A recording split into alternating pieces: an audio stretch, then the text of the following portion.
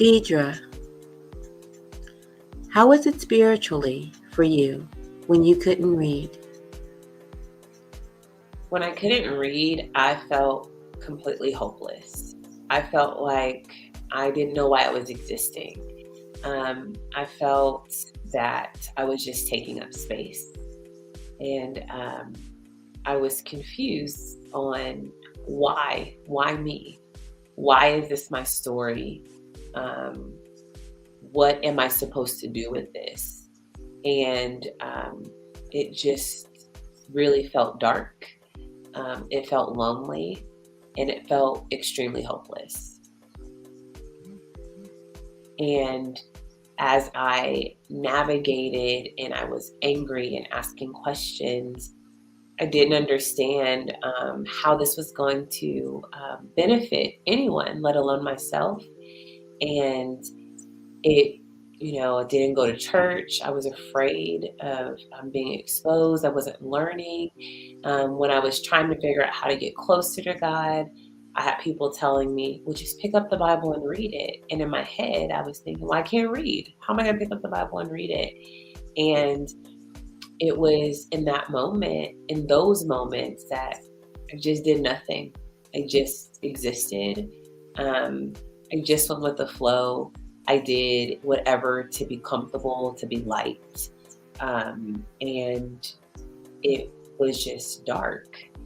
And it wasn't until a moment of surrender, a moment of trusting what I didn't understand, trusting what made no sense, that I started to believe that maybe there was more.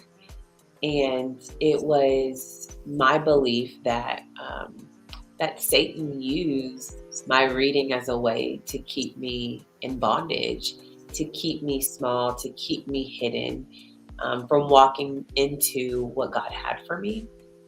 And it wasn't until I decided to surrender and that I decided to trust God where I couldn't see Him, where I couldn't feel Him, where I didn't understand Him, that my life started to change. I just trusted that in my weakness, that God would be my strength and that He would show up at the end of me. So because I was at the end of myself, that He would show up.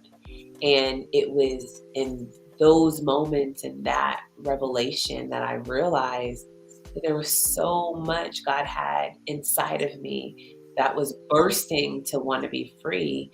And that how He carried me, and that how He made a way out of no way, how He sent people to just bless me and to encourage me and to support me so that I could get to where I needed to be in Him, and that I could stop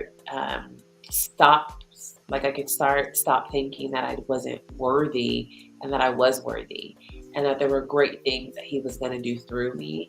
That I finally was able to join a Bible class, and I was finally able to read the pages and to learn about His love, about His sacrifice, about His forgiveness, and about the plans that He had for His children, and how He just gave me hope, and gave me hope to share the good news with others, but to share that God has greatness in all of us, and there's things that He wants to do, and just that shame and that worthlessness turned into, I am a child of the Most High, and there's greatness and there's purpose in my life, and there's wonderful things that He's going to do through me that is going to point people to Him.